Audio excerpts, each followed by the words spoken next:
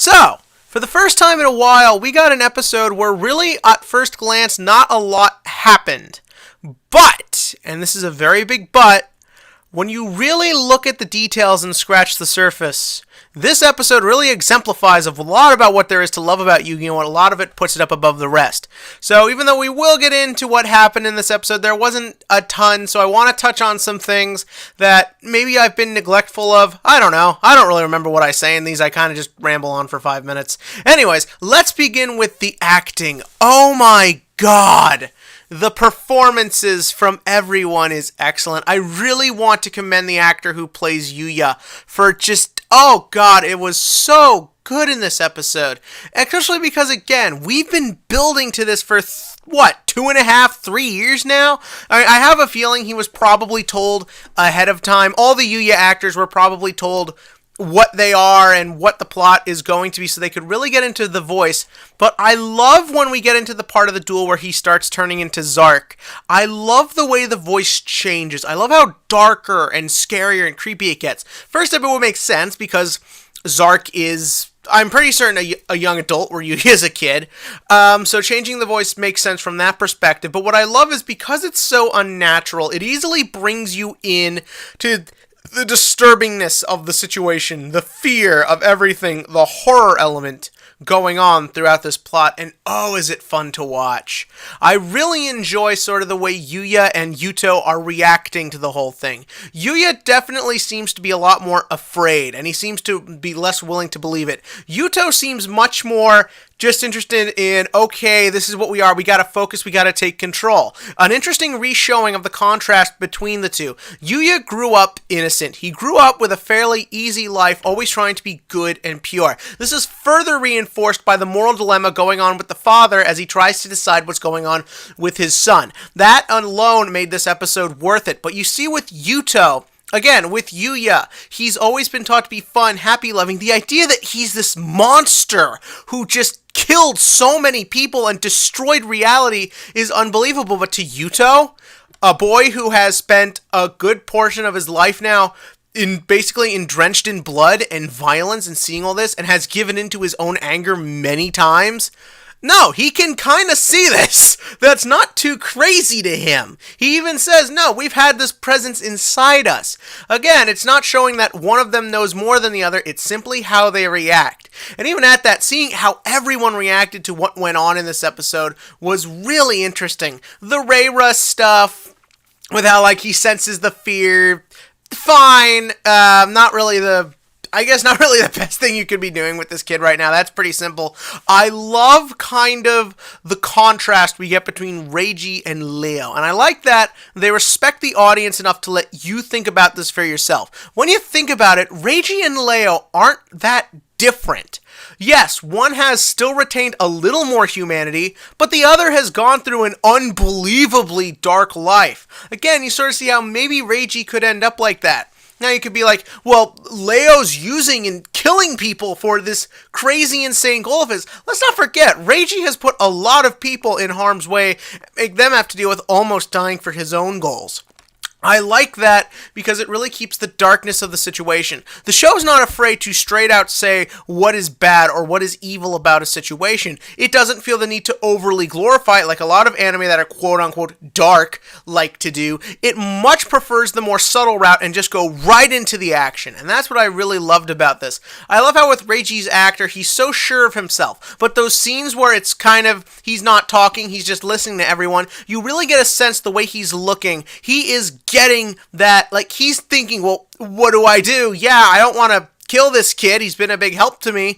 But at the same time, I can't ignore what's obviously going on here. Leo is so convinced that Reiji will join him. But at the same time, at least I, as one of the viewers, could see how Reiji could go in that direction. Let's not forget, it looks like Yugioh's getting more and more violent. And nowhere was that more better represented than with the final Performer Pal he summoned in that duel. When I first saw it, I was thrown off. It's not a very well-designed looking card, and I don't totally understand how it's summoned and all that.